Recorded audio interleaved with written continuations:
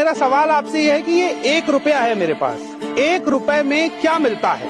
आपका जवाब होगा कुछ नहीं मिलता है। लेकिन अगर सैया भय कोतवाल तो डर काहे का?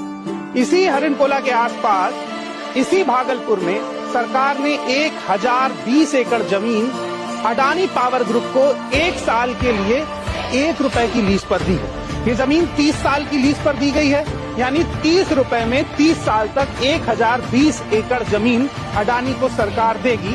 उस पर पावर प्लांट लगेगा, बिजली बनेगी और वो बिजली इन गांवों को फिर से बेची जाएगी। और जाहिर सी बात है ऊंची दर पर बेची जाएगी, क्योंकि कोई भी कंपनी अपना मुनाफा ही देखती है। ये पूरा आम का बाग है और लगभग कितने पेड़ होंगे?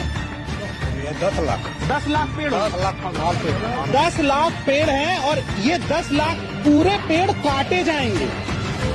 वो जो एक कैंपेन आप देखते हैं ना, एक पेड़ माँ के नाम, यहाँ पर ये 10 लाख पेड़ काटे जाएंगे अडानी के नाम।